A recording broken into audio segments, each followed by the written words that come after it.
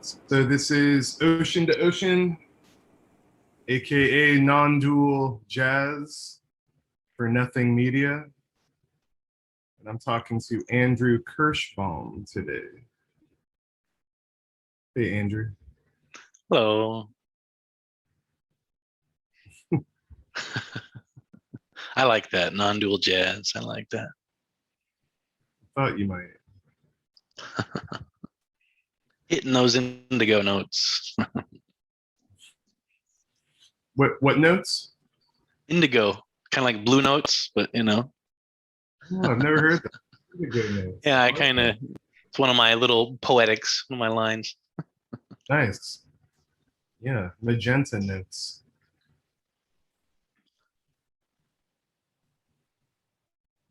So, yeah, I'm feeling more of a lower energy level today, more peaceful. Yeah. Yesterday I talked to what's his name, Michael Jeffries, and I was much more high energy. So it's, and it does feel like music. It's like if you catch Miles Davis or whoever on a certain day, they'll be very energized, and another day they're gonna be more relaxed, more quiet. Well, I switched from coffee to green tea too, so I know coffee can raise cortisol. Oh, good. Coffee can raise the cortisol, the stress hormone in the bloodstream, which can lead to things like jitteriness. But green tea, I find, because it has theanine in it, which helps calm things up. But it also, supposedly, it lowers cortisol, even though there's caffeine in it. So you'll get a more of an endurance energy without getting, too wired or whatever it is. And I think anxiety impedes lucidity on a certain level. So, yeah, it's good not to. Or should I say it's clear? It's not good or bad. It's just clearer to be, a little more sattvic or calm. Sattvic. Yeah. For those who don't know, sattvic is a Indian term that means, well, how would you define that? It's one of the three gunas, if you will. It's just like the energy of kind of calm and at peace. Yeah. Instead of the. I also have a lot of rajas, the fiery.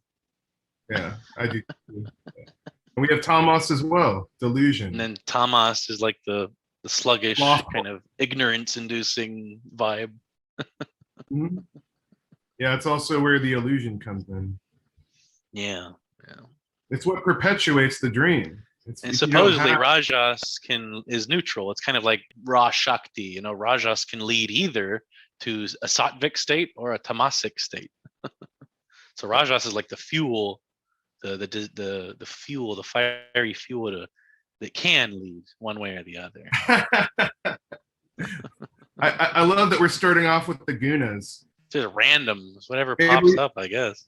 We're both fairly well versed in a lot of different things, so it's going to be an interesting conversation, I feel. We both are in some of these more esoteric Vedanta things, and a lot of things I don't know about Buddhism, and I probably but the gunas, they're like the three forces of life, and one of them is you just described them really well. And somebody told me that all three are in everything, which makes sense. Kind of like yin and yang, yin and yang are in everything. And then the third aspect of that is the balance of those things within the proportions within each thing. So for example, the level of testosterone or estrogen within a human being will be balanced on a certain level, but in a tree frog, that ratio might be different, for example. So in each thing, the two balances itself, and that balance is the three, if you will. Right. Interesting stuff. Just random, whatever's bubbling up. Yeah, totally. Something I really liked that Nisargadatta said about the gunas, he talked about them a lot. He used it as a way of describing, he would often say the human being is just a product of the food that goes into it, and whatever comes out is the food going out. And he would also call that the gunas, that it's all of the, he would say it's all the play of the gunas, or the play of the 5 elements. That's another model. Yeah. And I think Nisargadatta was a poet, and so he liked to use different frameworks and metaphors and different angles to see what if he can get something to connect. Yeah. It's just the way he was. If he was around now, he'd probably be a musician, you know, or might have been a musician as well. I mean, he's saying bhajans every day as well. But yeah, this thing he said about the gunas I really liked is he said the rajas is the activity of what appears to be happening, and the sattva guna is just observing. It's just seeing without judgment, just seeing. And then the tamas, he said, is the claiming of it, the identifying with the activity. And that's the delusion. Sure. Yeah. So have we hypnotized ourselves, Andrew? Have we hypnotized ourselves to think that we no longer identify with the action of our bodies and minds? So technically the hypnosis, the spell being cast, the enchantment, the delusion, the illusion, the magic trick is thinking there is somebody in the body that has agency. It's doing something that has a cause and effect within time. That's just how the neocortex works. And that's what human beings are used to. They're so used to, you know, I'm thirsty, so I'm gonna go over there and get some water. Oh, that worked. I'm hungry, I'm gonna go get some food. Okay, now I'm not hungry. Oh, that worked. And so it keeps reinforcing the idea that this works for everything, except when it comes to awakening, that's the one thing, or the one non-thing, that's so different that neocortical behavior of the mammal doesn't really work in that arena. And that's why it's kind of so frustrating to the mind, because the mind can't find it, and never will. And there's no mind.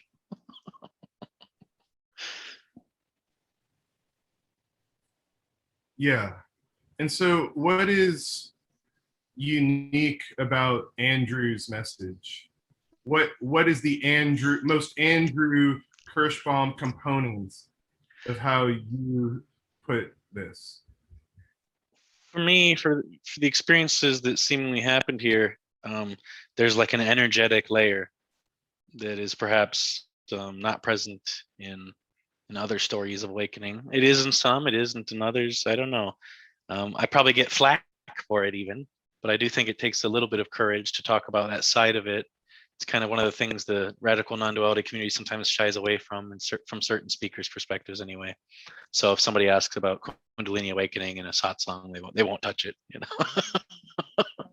And part of it's because, you know, it could misguide potentially. It could create the illusion that, oh, you need this, or oh, this will help. And it might not help. It might backfire. It might increase your frustration and suffering. It might decrease your frustration and suffering. Who knows?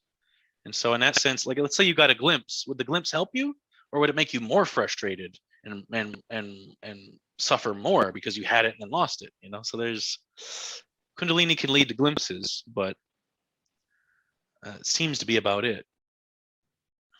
So it's hard to say what'll help or not, other than just the final self-inquiry type message of, you know, the seeker bashing their head off the wall trying to understand it. Somehow that seems to be helpful, but transmission of energy and things like that may be occurring on some subtle, spontaneous, non-conscious level, and perhaps that's helpful, perhaps not. Who knows?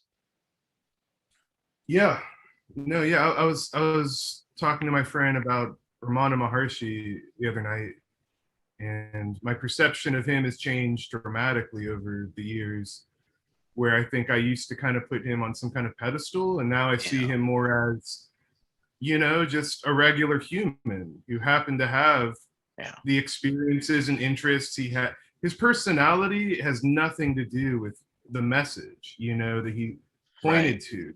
But he couldn't say the same message that Tony Parsons points to and will admit he can't say. You know, Ramana said that's why, you know, silence was his truest his most direct teaching, and words just fumble it up.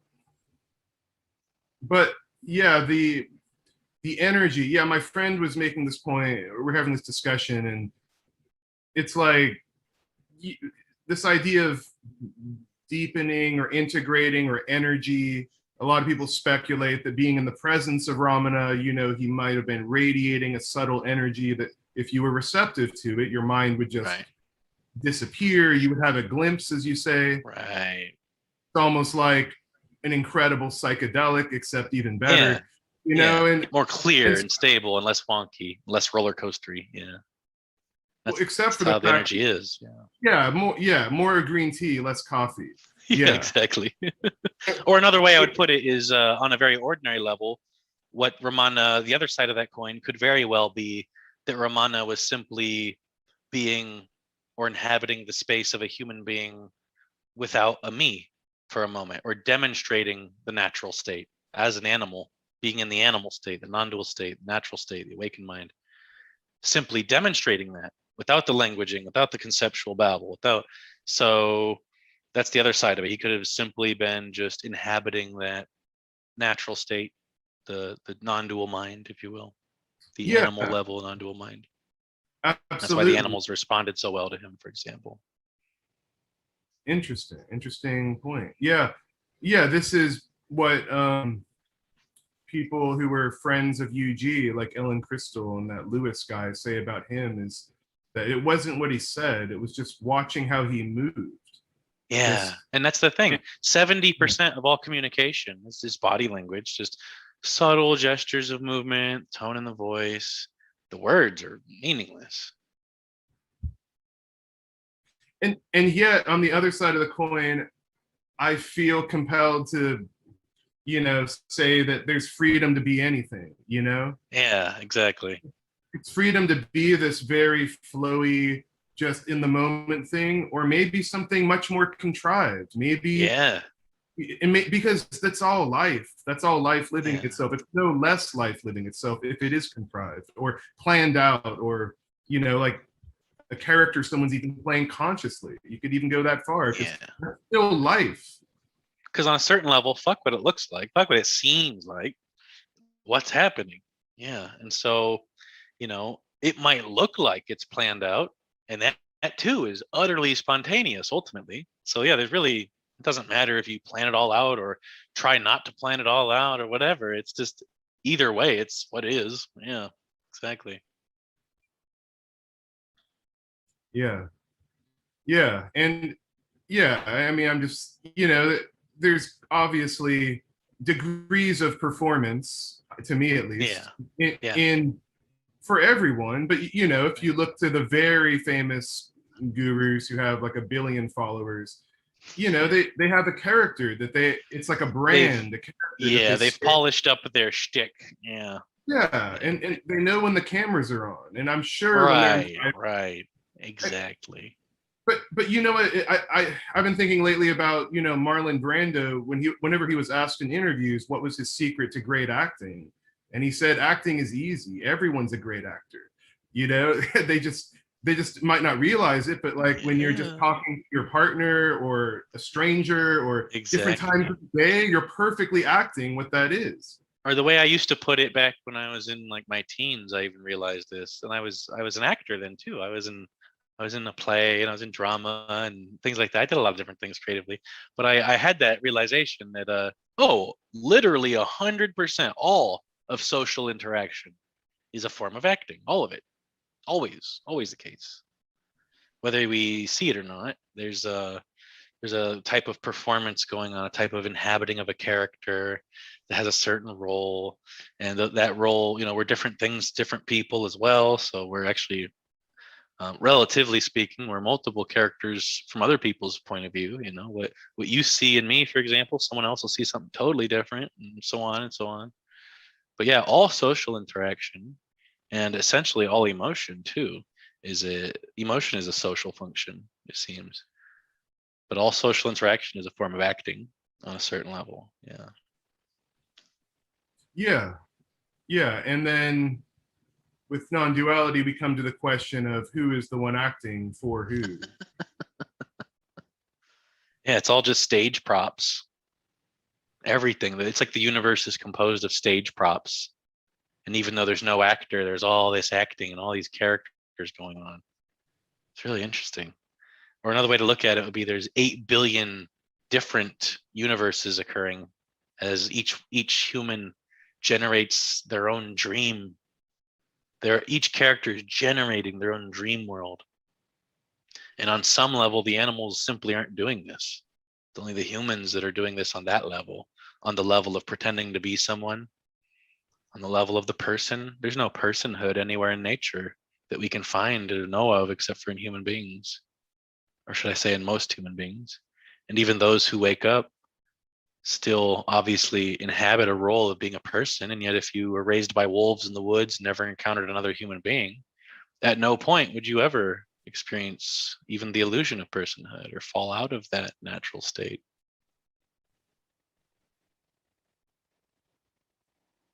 So I look at the Garden of Eden and the story of the tree of knowledge of good and evil. I view that as falling out of the natural state, falling out of paradise, the Garden of Eden.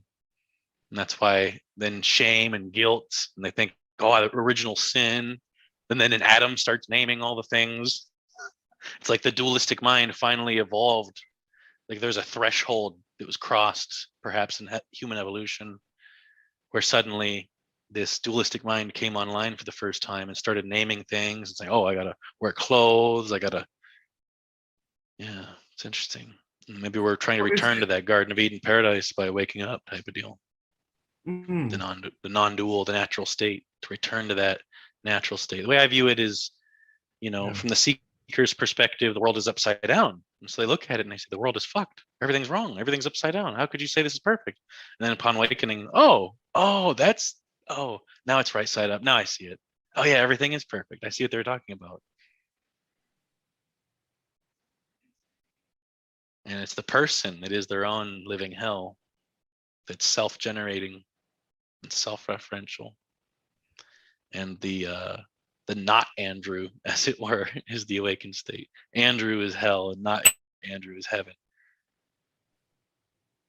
And that's not a negation of, or a shunning or a neglecting of the personal layer. And yet as a seeker, that's what I did. I avoided and shunned and was embarrassed about the personal layer. So I would avoid personal discussions at all costs. And now after awakening, it's like I can finally be comfortable talking about the personal. So it's kind of ironic in that sense. It's kind of paradoxical. Once you're free from something, you're finally able to talk about it, type of thing. Is Andrew light shedding light to light? Sorry, say it again.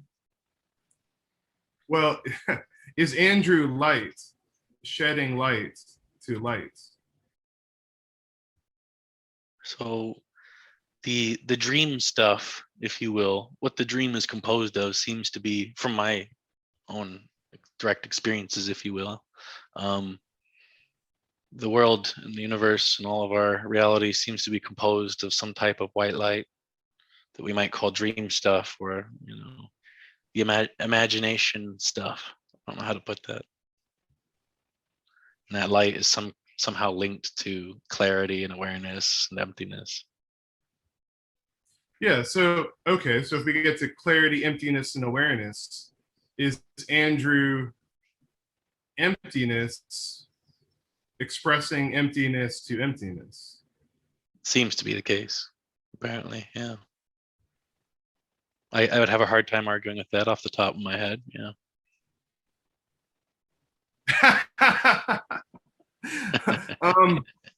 So there was a recent talk on Nothing I really enjoyed with Richard Sylvester and his partner, I believe, Don Garland.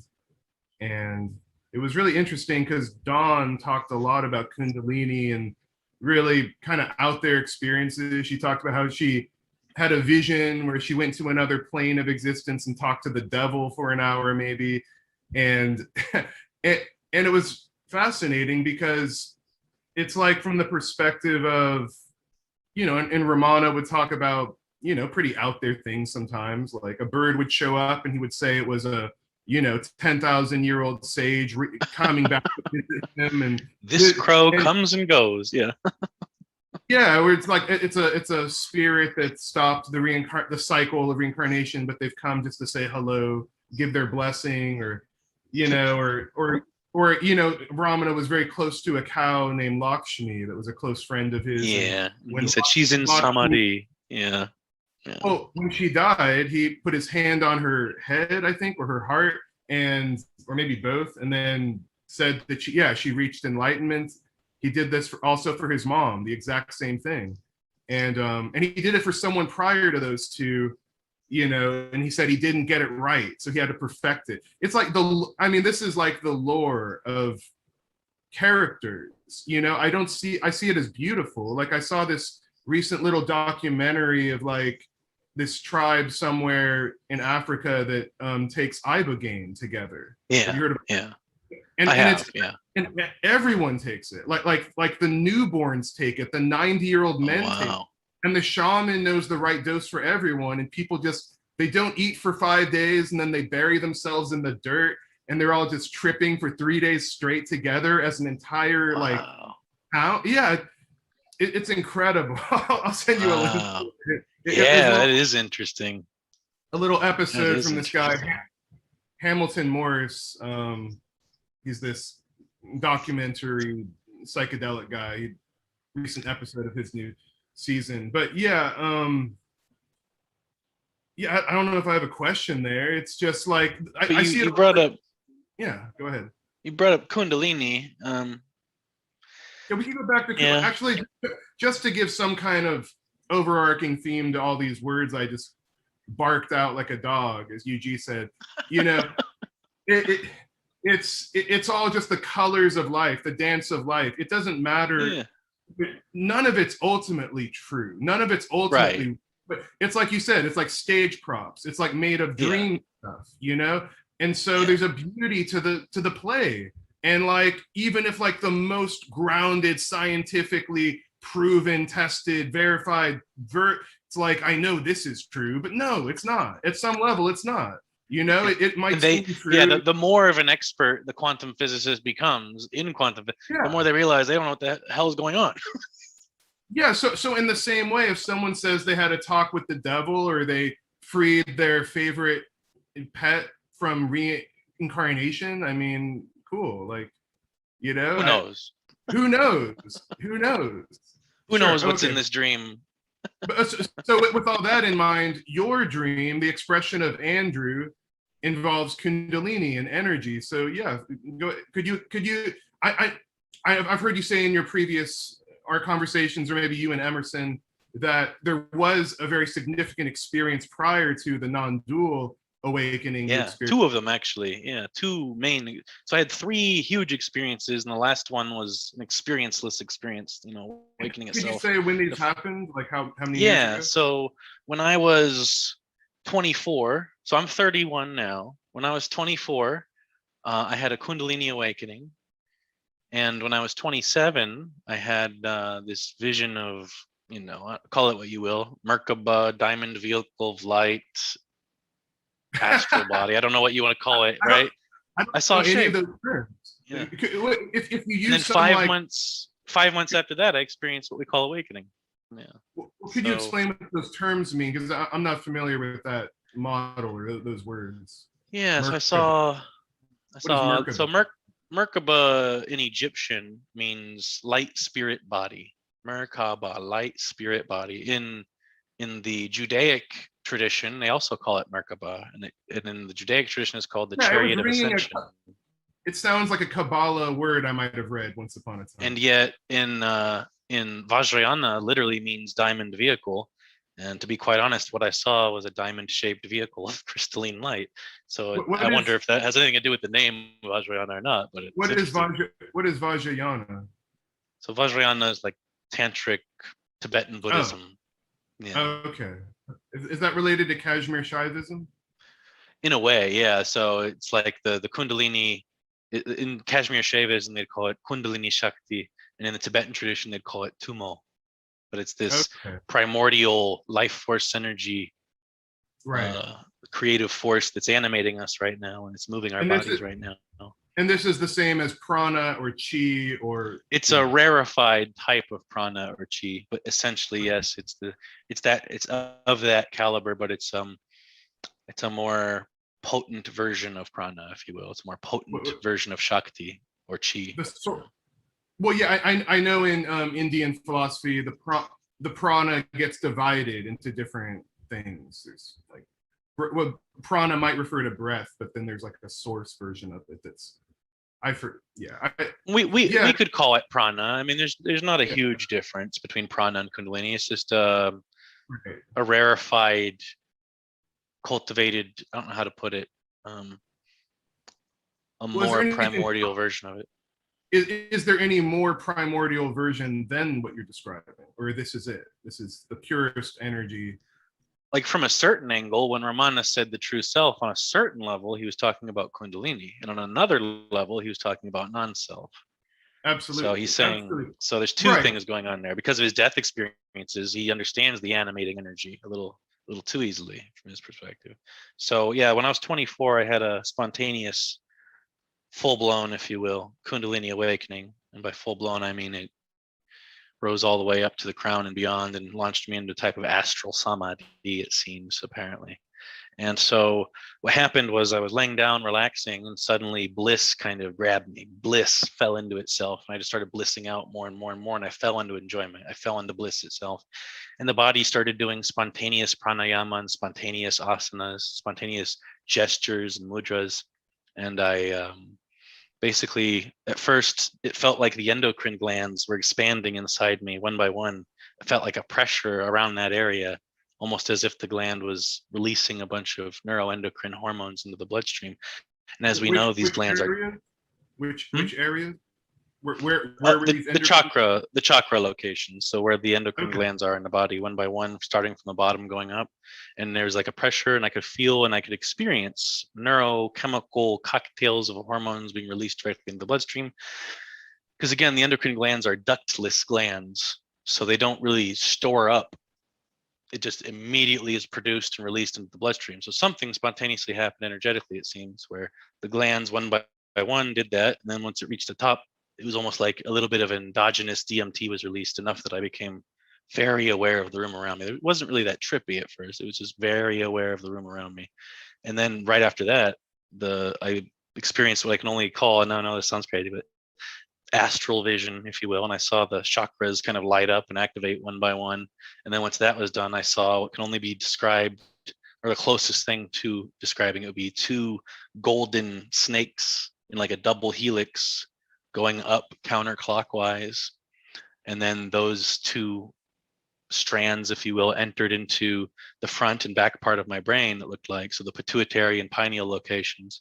And as soon as that happened, I experienced this white wisp of smoke-like light come out where the hair swirls on the top of the head. And apparently, I've always wondered where the silver cord connects type of deal. And apparently it's where the hair swirls. So I kind of left the body and stayed in the body at the same time, experiencing what I can only describe as bilocation, being in two places at once. I was fully in the body. I was fully aware of the room around me. And I was also experiencing this seemingly astral layer of experience, this type of samadhi. And I found myself in this glowing tunnel of light, and I was just totally blissed out. I could barely, but and I skipped a part, while this was happening, as soon as I fell into bliss, my breath, the spontaneous pranayama, in other words, breathing technique spontaneously occurred. It was called ocean breath or cobra breath. So spontaneously, the body started going,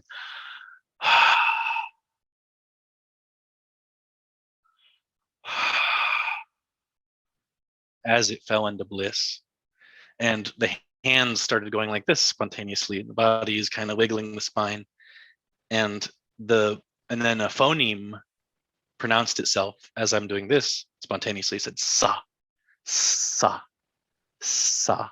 I read about it later. I looked it up, and sa in Sanskrit means breath. And it's related to this mudra of all things. So I was like, whoa, that's interesting. But as soon as the kind of left on the swirl, if you will, that kind of silver cord, if you will, stabilized. Apparently, all of a sudden, I was in this space, a glowing tunnel of light. There's a light at the end of the tunnel. It's almost like the tunnel was formed of like glowing cloud of light. And in the middle of this looked like some kind of like alien monorail type structure. It was like had Mendelbrot fractal holes cut out in it, but it was like a solid white, almost like an angelic metal monorail that was thinnest in the middle and stretched toward the light and back to the body, it seems. And I got the impression that I was on the middle where it's thinnest. And it was like, okay, I'm like suspended halfway between two worlds here. It's like if I go behind me, that's back to the body. If I go toward the light, it's like back to source, if you will. This is how my brain was interpreting it at the time. And I saw this. It was like kind of like Bugs Bunny going to heaven, you know, a very Judeo-Christian experience. Like, oh, really? A tunnel of light with a light in it? I've heard this before. But then that weird. That's not what struck me at first. It was that weird monorail thing, and then so I was totally blissed out, and I'm going, "What is that? What is that? What is that? What is that?" And then I started getting answers as I asked questions. A voice from kind of behind me started responding, and said, "Oh, this is a bridge. You know, this is like the ladder Jacob saw type of. This is a bridge, not a ladder. It's a bridge." And then I looked at the cloud, and I said, "Okay, what is that?" And so that bridge is like the silver cord, if you will. And I looked at the glowing cloud, and I said, "Okay, well, what is that?" And they said, "This is the softness behind softness." And then I felt like infinite love, like infinite motherly love, if you will, infinite bliss, infinite motherly love, infinite softness. And it zoomed into the cloud, and it showed that even though it was a white glowing cloud of light, when it zooms in, it's like a little droplet of golden light, and then it zoomed back out, and it was this white cloud. I said, okay. Then I looked at that light at the end of the tunnel. I thought, oh boy, there's so many names. What is that? Who is that? You know, what's it going to call itself, that light at the end of the tunnel? I'm all ears. What's it going to call itself? All the things I've read. What's it going to call itself finally? And it said, I am the original light. Oh, that's a good one. And then it kind of picked me up out of that place and just threw me across the physical universe, it seems. So suddenly I'm seeing stars zip past me, and it slows down, and I'm just in front of this nebula, this like kind of nebula field. And I'm like, okay. And it said, and the voice says, "Do you see that shape?" And I go, okay. Like, what? A nebula. Okay. What? It says, "Let me show you one layer behind this." In other words, behind the physical universe. It showed me this solid white light, this bright, solid white light. I said, okay, what is that? And it said, "This is my infinite attentional awareness of each thing that keeps it as existent." I said, oh, okay. It said, "Now let me show you one layer behind that." And it showed me this spongy, fractal, golden energy kind of underlying the cosmos, kind of like the underlying energetic skeleton of the cosmos, if you will. But it was this spongy, spread out fractal light. It kind of reminded me of the Eiffel Tower, but times a million in its intricacies, you know. And then it said, "I am the architect."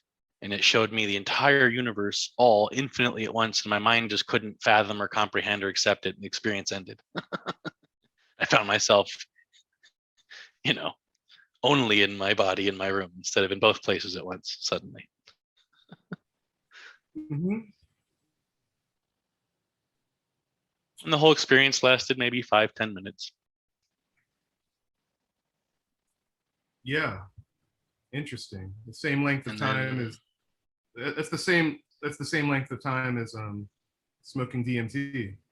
5-10 oh minutes. yeah, that's a good point, because it did feel like I said, the glands one by one. It So it was sounds almost like like every gland. Yeah. well, it sounds Yeah, like a in a DMT way it report. was.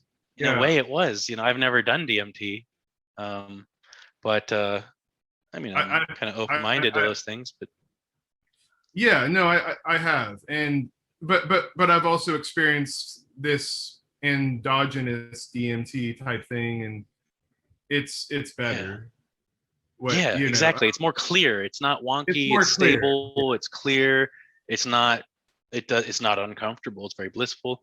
And another thing is, well, Andrew, let me bring something else up here, because Dawn was talking about Dawn Garland in this thing I mentioned on Nothing.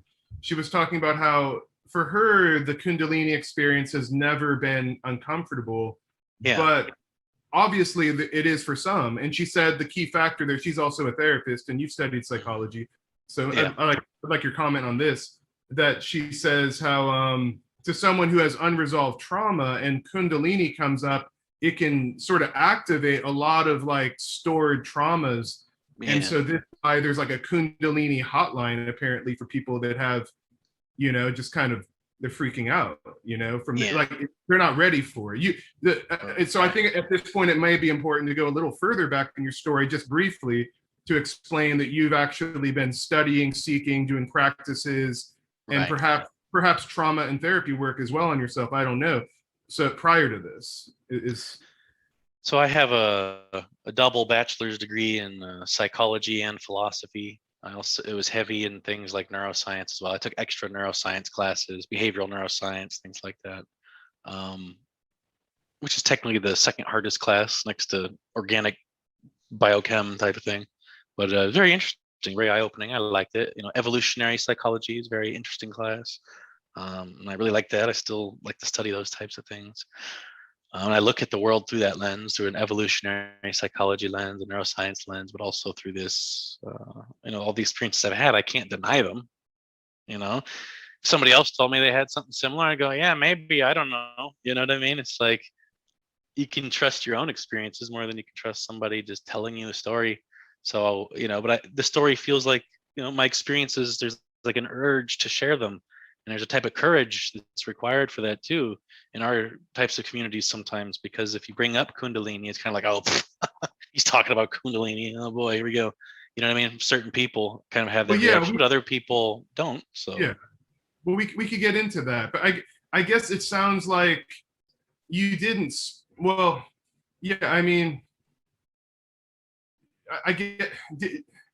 Why do you think this flowed organically for you? Like I have my own reasons why I think it flowed that way for me at a certain point, but I did a lot of preparatory stuff. I was trying to do it for 8 years and it didn't happen for 8 years. Nothing happened for 8 years.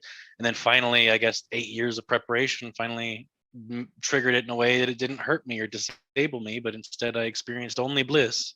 So from age 16 to 24, I was doing, you know, trance work and, you know, like astral projection preparatory work, trying to actually project, and never did ever. So I became an expert on astral projection, having never experienced it for 8 years. And I became, you know, and I was doing chakra based meditations and, you know, essentially like spinal breathing type stuff. Pranayama, and breath of fire, and Kachari Mudra was probably the main thing. Kachari Mudra, the tongue gesture. Oh, right. That, you know, Yogananda talks about that a little bit, but you go back, Yogananda's guru was Sri Yukteswar. Sri Yukteswar's guru was Lahiri Mahasaya. And that's basically the yoga I was doing, was Lahiri Mahasaya's Kriya Yoga. So I was doing Kachari Mudra for years. I don't know when it started exactly. But when I was about 16, I felt the Kundalini kind of come online a little bit in a subtle way and started trying to have an experience. And it felt like it got stuck at the throat level for a long time.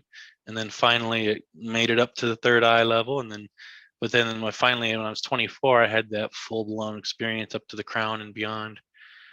And then 3 years after that, I had that body of light, geometric shape, you know, Merkaba, whatever you want to call it. I saw like essentially what I can only describe as a dodecagonal trapezohedron of light, of crystalline light, spinning above me, kind of like The Sims. If you ever play The Sims, they have that diamond spinning above their head. Kind of a lot like that. It's like a bad Sims joke, but it was spinning white light, just like that. And I could kind of see almost like a tangled string of liquid gold in the middle of it, but it was like it didn't want me to see totally inside it. It was like the very nature of it was mysterious. And as soon as I saw this shape of spinning white light, I immediately went, oh, that's me. That was the experience, you know. And then 5 months later, it's like the me, there's no me, there's no identification. But when I had that experience, it was weird because I don't usually formally meditate at all. Very, very, very rare. And only spontaneously when the urge presents itself does that happen. And that was one of those times where out of the blue, I was just like, kind of like, oh, okay, I have to go sit in full lotus, spine erect, all 3 bandhas, all 3 locks. You suck in the perineum, you suck in the belly, you put your chin to the chest, and then the secret 4th bandha that they don't tell you is Kacharya Mudra. And so you do the tongue goes to the back of the throat and eventually above the roof of the mouth, above the soft palate. And that's what I did. And then that happened. Yeah, I see. Andrew, so I guess, as you know, this audience is very, in general, not keen on, practices like you're describing, which you're saying led to your own, awakening. Well, I don't know if it led to it. I don't know if any of this led to awakening itself. Okay. But it seemed to that's the thing. People, sometimes seekers ask me, well, is there a method for awakening? No, there isn't. Sorry, you're out of luck. Well, how about kundalini awakening? Oh, yeah, I can give you methods for that. What about the body of light you're talking about? Yeah, I could probably give you methods of that. But at the same time, if you experience those things, it may or may not help you. It may frustrate you more. It may increase your suffering. It's not liberation. It's not enlightenment. And that's what you're really looking for. So, yeah. So it's very helpful. And that's one of the reasons I talk about these things, is to make that distinction, because some seekers think that kundalini awakening is the thing, or seeing the Merkaba is the thing, and it's not. If you have those experiences, you're still going to be suffering. You're still going to be identified. And then when liberation occurs, I don't know what to think of those experiences on a certain level, because everything's a dream. Yeah. Everything's a dream. And so, if we were to talk to some of those people from the African tribe that take the ibogaine together every year or whatever, I mean, they would have some very consistent stories of what's happening, I'm sure.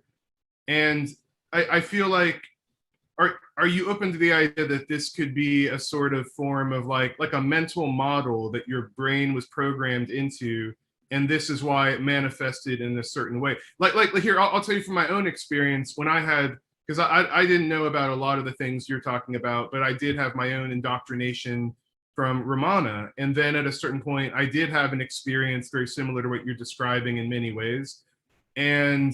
But because I'd read Ramana and this other book that reinforced this idea about samadhi, that when all of the light went up out of my crown chakra, it came back into the heart, because that's what Ramana said needed to happen for it to be complete. And I have no idea, and I don't think I would have thought of that or even known to look for it, or however you want to put it. So I'm open to the idea that this was all a story put onto something scientifically, who the hell knows what's happening? Right. I mean, I'm open to that idea. It's just that there were so many unexpected things that happened in those experiences that I had never read about or expected. You mentioned wasn't the thing with looking your hand for. And the saw sound, and this. Yeah, like I had no idea that was connected, and I don't know to what level the subconscious mind absorbs data the conscious mind isn't aware of. So I know it can hide things. So I get that. I know what you're saying. Yeah, and I'm open-minded to that possibility. Sure. Okay. Cool. However, that monorail structure with the Mandelbrot hole, like, the hell is that? Like, that was very unexpected. Seeing that shape, extremely unexpected. And the nature of it, it wasn't a star tetrahedron to my eyes anyway. It was this weird dodecagonal trapezohedron structure. Right. And I also had the idea that it was like, the same way that I have a hand. This is the mind at that time, that stage, what it was thinking. The same way I have a hand and a head and a foot all at the same time, I also am that shape too, all at the same time. In fact, that shape, I was more identified with that shape at that point than this physical body all of a sudden. And then upon enlightenment or awakening or the non-dual shift in perspective, when that occurs, suddenly there's no identification with anything. Right. That was 5 months. There's only a 5-month gap there. So I don't know if that's related or connected or not. Yeah. Well, yeah, I mean, it's very interesting. It does sound more and more like people's DMT trip experiences as well, because that does, especially 5-MeO DMT and regular DMT as well, they both can involve visualizations that are not like regular hallucinations. It's like you're transported to this reality of 3-dimensional sacred geometry and colors involved with it as well. And yeah, I had a friend who the first time he smoked DMT, I think he just went spontaneously into a physical posture where he felt the geometry of everything, Yeah. and how this body is just a sort of echo, an extension of some other Yeah. dimension And of I do geometry. think that endogenous DMT production does relate to those first two experiences. I don't know about awakening itself, but it definitely relates to those first two. I was obsessed with the pineal gland and endogenous Yeah, DMT production on a certain level, and I was yeah. trying to do that. I was trying to do that. Upon awakening, I thought, oh, maybe enlightenment doesn't have as much to do with the pineal gland necessarily as much as I thought. Yet I could still feel activity on that level too. There was also another calming down of the self production in the brain, if you will, and there was another side of that what may or may not be related to the pineal structure in the brain, for example. Yeah. Okay, well, And it's funny because you know those advertisements on Facebook, especially back in the day, like it knows what you're into, and it's creepy how much it knows. One time I was on Facebook and an ad popped up. It said, "Looking for endogenous DMT production." I thought, "Oh my God, these guys are good." wow, that's funny. That's funny. Yeah, well, okay, so bringing things back down to a more grounded level, Yeah. perhaps. Um, the ordinary. Yeah. I talked to this Michael Jeffries yesterday, and I asked him what does he enjoy now, and he says just a walk. Just looking Yeah. at butterflies and not needing it to be anything more Right. special Right. or interesting or Yeah. blissful. Just like the most Yeah. simple, subtle, just human, Yeah. Having a experience. cup of green tea, going for a walk outside. Yeah. Exactly right. Yeah. Yeah. Yeah. Yeah, and the way that this was sort of spoken about with Nisargadatta and traditionally in India, from Ramana as well, maybe, that these are like preparatory things for the body, like Yeah. Paul Hederman describes it as like changing like an electrical voltage on Yeah. something. Yeah. Where Exactly. Or the way it's I like would your put it spirit. is the Yeah. Kundalini awakening is like a second puberty, and Yeah. enlightenment is like a third puberty. And sometimes people skip that second stage because they apparently don't need it or something. Just skip right to the third puberty. It's still the third puberty. It's still Well, what it is. It's the not like yeah. anyone's awakening is lacking anything just because they don't experience this type of thing. Yeah. Right. It's not right. It has nothing to do with, the way you view reality now. Yeah. Well, Or does it? mm, I'm not. It's not like it limits my understanding because I had the experiences. I wouldn't say it necessarily increases the understanding too much, other than if people talk about a metaphor of, "Oh, this is all composed of light." It's not just a metaphor for me. I've seen it, type of thing. Well, let me put it another way. So these experiences imply and suggest that there's a deeper reality that's behind the apparent reality that's real to some degree, but then beyond that, prior to that, there's just unknowingness. It's all unknowable. Even if you Yeah. try to, I mean, people have been writing about this stuff forever, and they write it in different ways, and then they usually start a cult and Yeah. make a ton of money and have a harem, and then have a fall from grace, and get and it's just part of the human drama of like this Yeah. is why in India there's a tradition of saying to ignore cities, special Yeah, powers. exactly, exactly. And Uh, I agree with that. It can be, yeah. and I tell people that. People come to me all the time and they say, "How do I saw the Merkaba, how do I have a Kundalini awakening?" I say, "No, no, no, you're looking for enlightenment. You're looking for the end of suffering. This is just a sideshow distraction. You don't necessarily need that. And if you finally get the Kundalini awakening, you're still suffering. What's the point, right? Maybe you need it, maybe you don't. Probably not.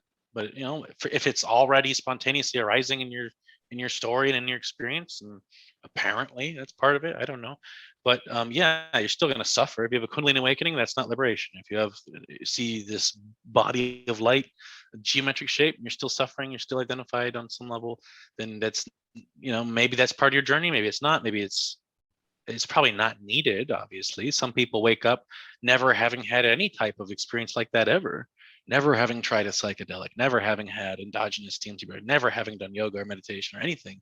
And suddenly they'll wake up and totally see the world from a totally different non-dual perspective. And that's awakening. There's nothing missing there. I'm not, I have a cup of tea and go for a walk and I take pictures of flowers, Oh, wow, look at that sunset. Isn't this wonderful? It's all, paradise, So yeah, I'm not chasing anything, and I don't recommend necessarily chasing those energetic experiences, but if it happens to flavor your entire world, then so be it. Yeah, so that's a good way of putting it. And so you made this distinction between enlightenment / liberation and these experiences. Yeah. So why is liberation involving seeing that there is no one and everything is unknowable? Is that liberation to see that, to know that it all coincides? So the dualistic mind wants to say what led to what came first, what triggered what, cause and effect, but really it's all acausal and it's all kind of a gestalt, all at onceness. And so all at once, during my awakening, for example, I had an energetic layer of experience. I also realized that the body is just spontaneously behaving, that there's no doer, and that there was no real self to find. Thoughts were very, very quieted down. There were still thoughts. There's an intensely reduced amount. And the only thoughts were like reactions to what the mind would find interesting. Like I'm walking around thoughtless, blissed out, but very calm, very calm. And I could feel love as well for everything, but and the oneness, obviously. But I also could sense, the energetic side of things too. But I was walking around, and the legs just started moving. There was no thought. I said, "Okay, I'm gonna go walk over there now for a reason, to go get this or that, or interact with this." The legs just started walking. And I thought, oh, and then the thought occurred. Oh wow, the legs are just walking, and there's no thought precluding it. That was the only thought. Was, oh wow, the legs are walking. And there was no thought before that. Interesting. So it showed very directly that the body spontaneously behaves. There's no free will. There's no doer. There's no self in there. There's nobody. And even nobody is a relative juxtaposition in reference to a somebody that then vanished seemingly to the experience. And yet this wasn't an experience of something. It was an experienceless experience, if you will. And there's nobody there. So how could there be an experiencer and an experienced? There was just a oneness. And how does that relate to right now, this moment? It's still here. It's the same. Like the energetic side of it kind of faded in intensity a little bit. But and I would say that like personal reactivity of the character slowly trickled back in, and it was even surprising to see it slowly trickle back in, because it's like, oh, I thought this was gone forever.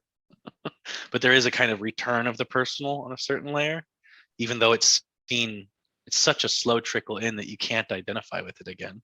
So in that sense, there seems to be a person here. There seems to be a strong personality here even, but there's nobody here.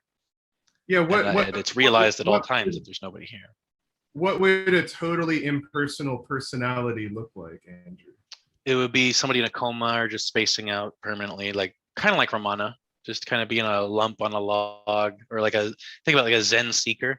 They sit and stare at a wall because they're trying to intentionally bore the mind, and probably doesn't work.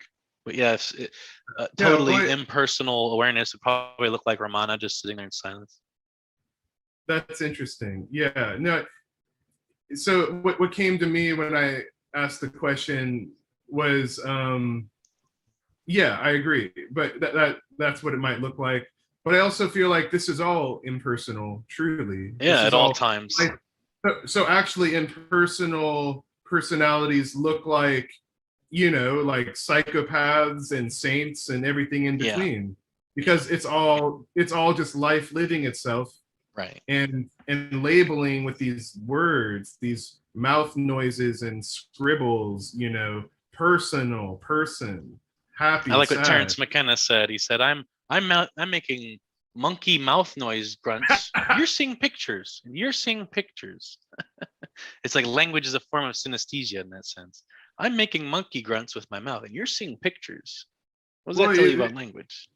There's this term, the noosphere, and like this idea of like humanity is like a single organism, and when we communicate these mouth noises and pictures and scribbles, it's actually like this is like neurons firing between each other in the brain. That's a good. I like that because that kind of explains why we can even understand each other right now at all on any level. But because of that unity and the underlying oneness of humanity itself, not even just all of nature, just all of humanity. Like there's seemingly separate onenesses, and yet it's all a grand unified oneness.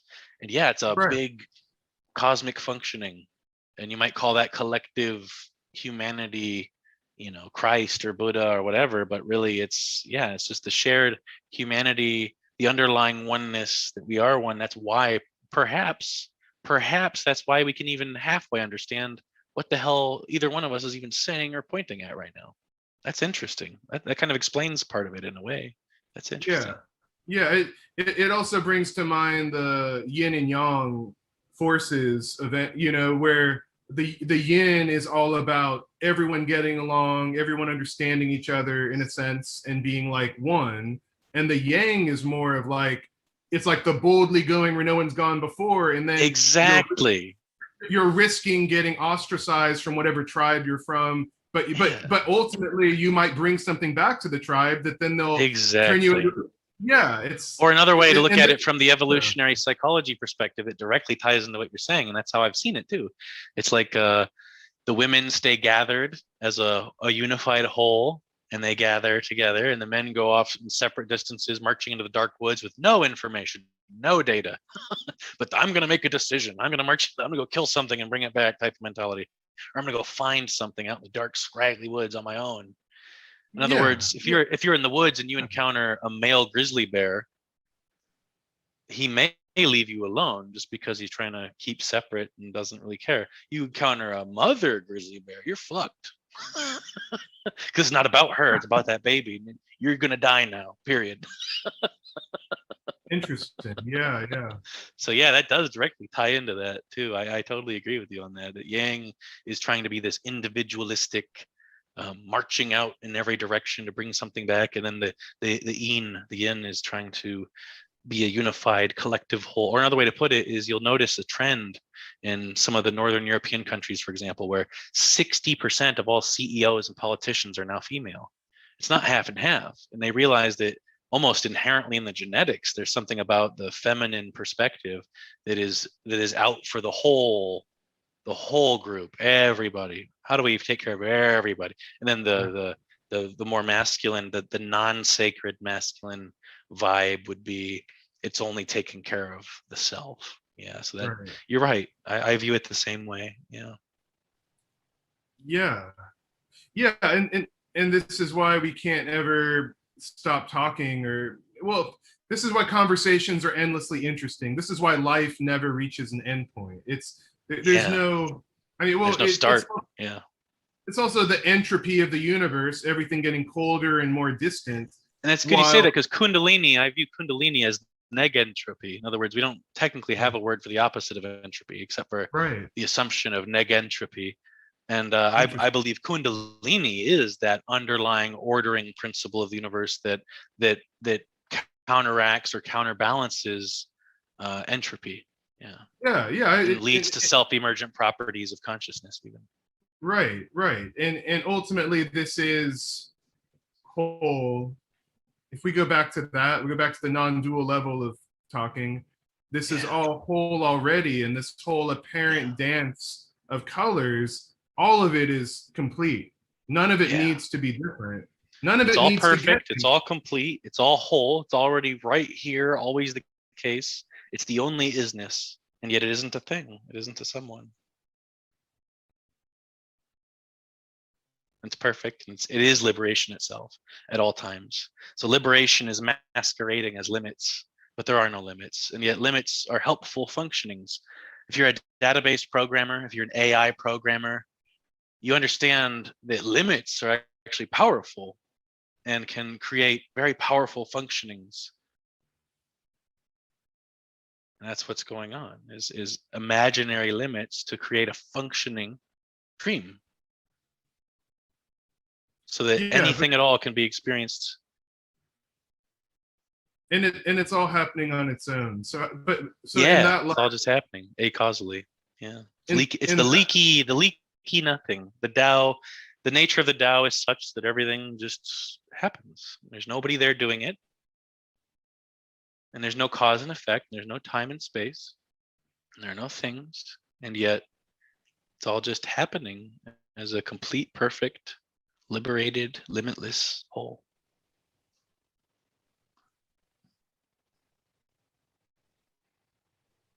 Yeah, and is it even happening?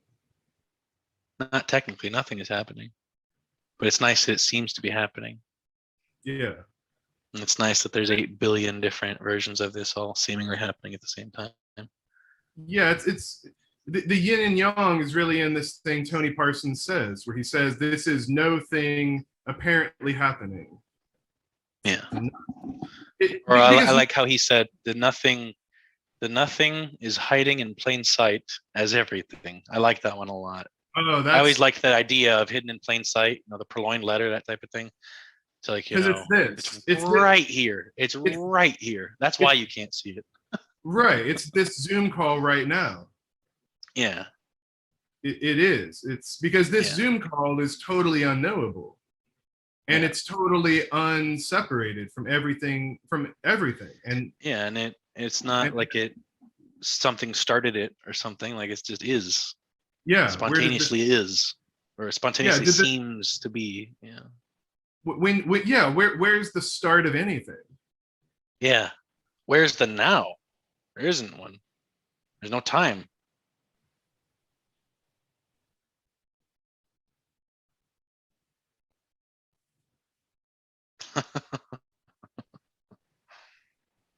The Big Bang never happened. Never can. I'm not saying this universe got here some other way. I'm saying there is no universe, ever. Never, ever, ever, ever, ever, ever, ever. And yet, it seems like we get to experience all this. So in that sense, it's a tremendously mysterious miracle, basically. Well, I feel like the only miracle. Like lately, the fractal zoom, I think, is one of the most perfect examples for knowledge leading to more knowledge. So with the big, like with science is an endless stream of we finally figured out what was the universe. Then it's like, holy shit, that's just the galaxy. There's thousands of billions of universes or galaxies, and then there's a multiverse maybe. So it's like with something, or when you zoom in, oh, we know what the smallest particles are, and then no, there's always more. And you zoom in and see whole universes and shit your pants. Yeah. Could be. Yeah, we don't know what's gonna happen. Who knows?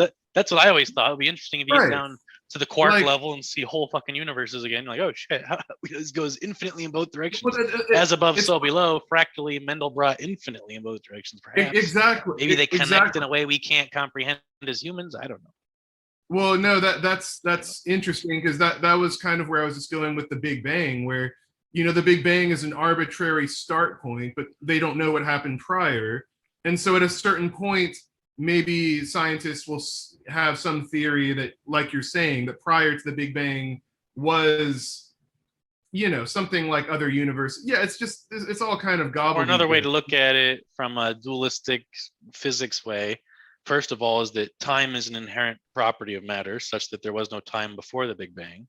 So that time wasn't even a thing until after the Big Bang, at I don't know, at Planck time or something. I don't know how to express that, but another way to look at it, the quantum thing, is that if quantum entanglement is when two particles or two things inhabit the same space at the same time, then the singularity that was the Big Bang would mean that from the very get-go, everything was always quantumly entangled to itself, almost infinitely, or functionally infinitely. That the universe is functionally infinite. Yeah, it's a fractal zoom. You never like if anyone hasn't seen that, you can just go on YouTube, type in fractal zoom, and they're really beautiful. Yeah, Mandelbrot and other fractals, and you zoom into them endlessly, and there's always a feeling like it's going to get somewhere, but it never does. Yeah.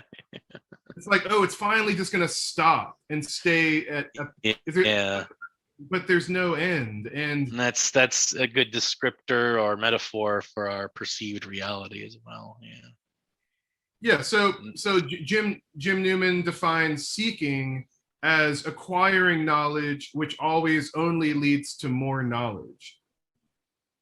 He defined upon liberation, there's no longer an urge to know or understand things, and those limits, from the seeker's perspective, the limits of knowing and understanding are way in the distance, and that they assume that there's this huge potential for knowing and understanding. They even probably view enlightenment as knowing everything, which is hell technically. But upon awakening, you realize like the limits of what we can know and understand are right here. They're much closer than they appear, and all we can really know is the pragmatism of, do you want popcorn with the movie? What time does the movie start? Is the babysitter here yet? What time does the babysitter get here?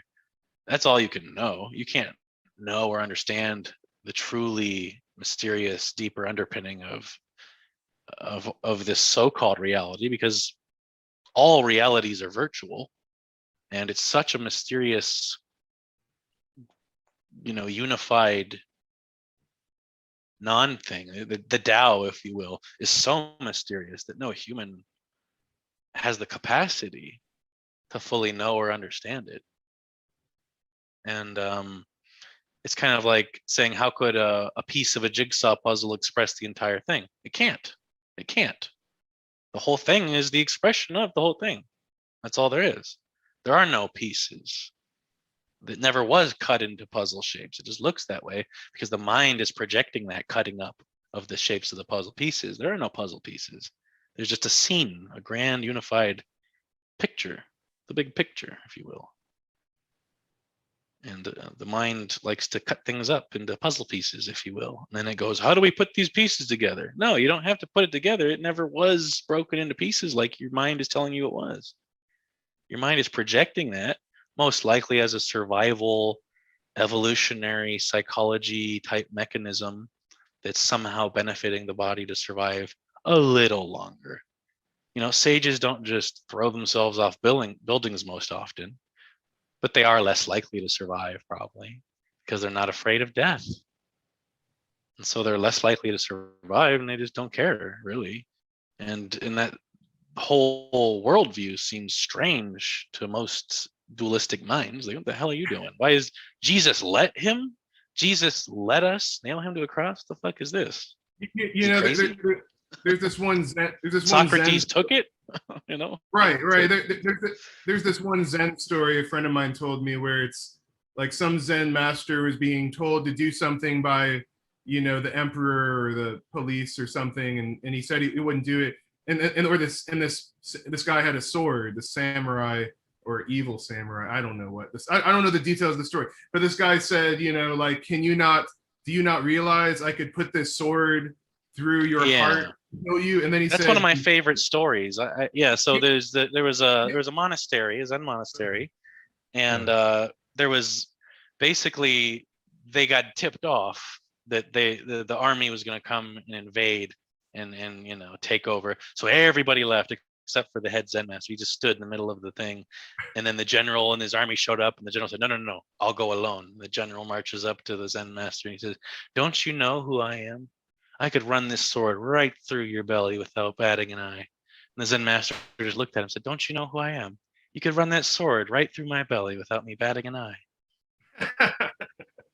Yeah, good. That was a much better delivery of the story than I was attempting to. Very good. Yeah, so this is wholeness appearing as separation. This is apparently. This is the universe. Well, wholeness appearing to this body mind and being expressed and received in the brain, mouth noises and pictures. So how it's a total mystery how this could even be seen, because it can't be seen. Yeah. The body mind can't see it. The moment the body mind calls it something, calls it God or wholeness or nothing, it's bullshit. It's like that's how just is it seen? idea. How is it even seen? Yeah, you're right. How is this even seen at all? It just can't be. It's like what you said. The experience. See, the thing I've been playing with lately, I like this idea of it's like echoes out of the void. It's like the void is silent, formless. So it's like all that we experience and can say are the echoes in or the way in the realm of. Or another way to put it is it's like ripples of nothing through nothing. Yeah. It's like nothing juxtapositioning itself relative to itself. It's the strangest thing ever. Well, but ripples of nothing through nothing, echoes of the void. Yeah. But the appearance that you describe very eloquently in your story, I mean, there's just so many things to dive into there, and it's so much information. It's so much knowledge. You know what I mean? Yeah. It's like it's astounding, but that's what reality is already. The Big Bang and reality is already an endless samadhi of like miraculous occurrences. Yeah, like if I said to you I had a fifth dimensional experience, I experienced this body of light, this seemingly fifth dimensional shape.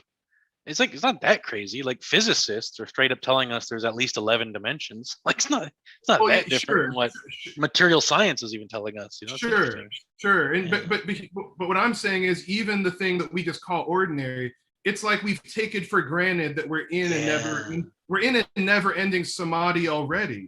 Yeah, like exactly. Like having breath, seeing objects, hearing sound.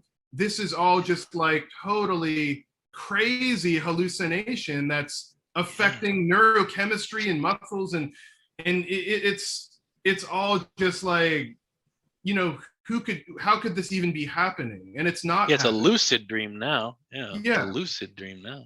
Doesn't mean you can shoot electricity from your fingertips necessarily and vanquish a whole army of your enemies or anything like that. But yeah, you can't necessarily transcend the seeming limits as a seeming person, as a seeming individual, and yet the grand unified oneness of, you know, nature itself, the natural energy of the cosmos is what's moving the wind, you know, forming clouds, making it rain, shining stars. Stars are held so gently in place. You know, a star from an astrophysicist's perspective is right on the brink of exploding and or collapsing, and yet it's perfectly not doing either one of those.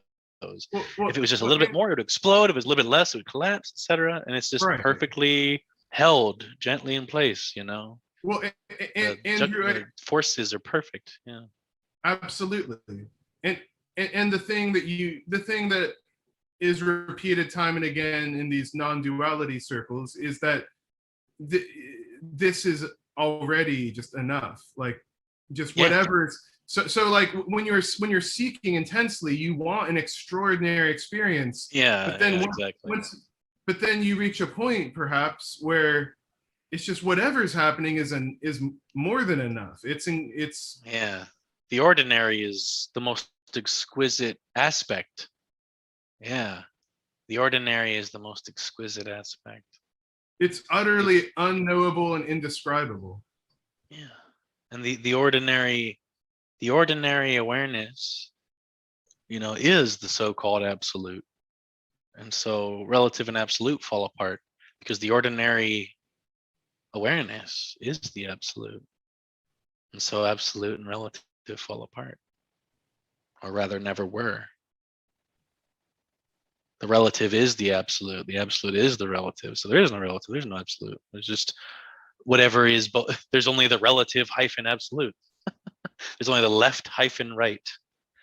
There's only the, you know what I mean? It's all merged. Absolutely. So Andrew, I think this has been an incredible conversation. I feel like wrapping up, I like to end with something a little bit lighter. I know you're a musician, you know, and so I'm just curious, like, what are some of your favorite songs from other people or albums or musicians, anything like that? Yeah, when I was like 16, I got into like rock and roll and guitar and stuff. I'd been a woodwind player when I was younger than that. When they teach you instruments when you're young, you start with a little recorder, and I ended up playing, clarinet, flute, alto saxophone, dabbled in piano a tiny bit. So playing like jazz ensemble with the saxophone, for example. And then I just kind of switched to guitar, got into rock and roll. Uh, I'm a singer-songwriter as well. I haven't really done a whole lot with that since Awakening, though. I haven't written any new songs or anything, but I've written over 70 songs. And yeah, yeah. My favorite Yeah. my favorite music was, I like jazz, but I really got into music from like the 60s and 70s, like back in high school I was into, Zeppelin and Cream and the Beatles and Jethro Tull, things like that. And then as I got older and got into college, I got into like, like kind of like indie music, alternative. And that's kind of where I'm at now, somewhere between classic rock and alternative, I'd say. Are there any all-time favorite songs or albums for you? That's a really hard one. um,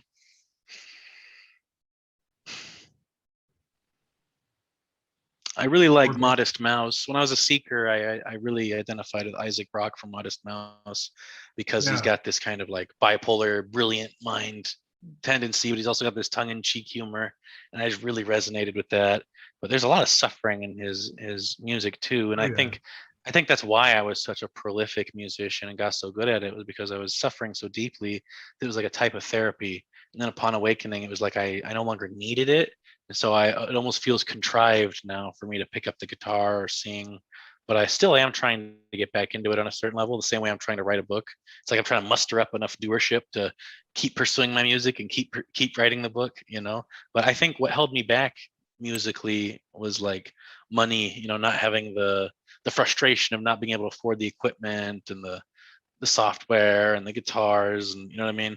So I still feel there's some very minor subtle trauma that I'm still working with, even regarding like money hangups, for example. But most other sufferings and traumas and hangups have kind of just melted away. But even that's kind of melting away too. So there's still Andrew, still a little, yeah. As my friend Maggie says, with non-duality, there's no work. All the work is on this relative level. So yeah. And I would rather be a non-dual speaker than a rock star at this point. I feel more fulfilled by that, and I feel like my songs were trying to express that all along. If you listen to my songs, you'll kind of get that impression too. And now I'm just talking about it in a more direct way, and somehow this is almost more enjoyable even. So I don't feel like I'm missing out too much, but I would like to get back into the music too. Yeah. Absolutely. Well, it'll all happen the way it needs to, and I think you have a beautiful way of expressing this, and so I relate to a lot of what you just said, most of it really. Modest Mouse was also one of my favorite bands at a certain point, and I also I related a lot. I mean, he even had that album, The Moon in Antarctica, which to me feels like a real peak. Stars are projectors. Yeah. And people are nothing but dirt and shit or something. Like he goes all the way to the stars and all the way back to Earth. It's like a brutal. It's like a UG Krishnamurti brutal look into reality, but from a very deep place of suffering and lots of drug abuse in his life. But I wanted to mention the album he did after that, when he got off of drugs and his suffering started to get, I think he still struggles with things, but after that, but this one song, The View, from the album after that, Good News for People, it has these amazing lyrics about like just sort of accepting whatever happens, or life, you just accepting that you can't have the beauty without the suffering, and he has that non-dual vibe and all of his motifs. Hummingbirds that are unwilling to move. He's got the hot air balloon with an anchor instead of a basket, being pulled in both directions. It's not just this bipolar tendency he's trying to express. It's also that the non-dual glimpses he probably had. Really good. I love him. It's absolutely. It's like and then there's bands historically like Pink Floyd and other bands like Tool that really like do go pretty far to capture these non-dual things, and yet the non-dual thing can't be captured. And I relate to what you're saying, where now I used to be more focused on music. Now I'm this talking to people like you and sharing this is just as good as it gets, really.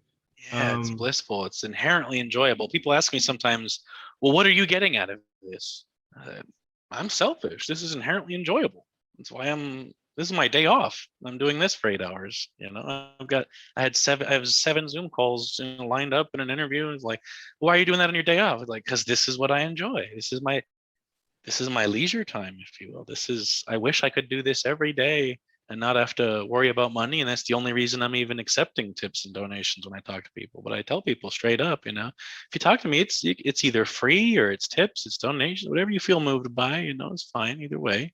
I don't want it to be shut off by people who don't have the resources and think they can't have access to someone like me. And I definitely want to talk to them, but if someone wants to try to support me so I can do this more often and be more available for people, that's also cool. Whatever people are motivated and moved to do, it's cool.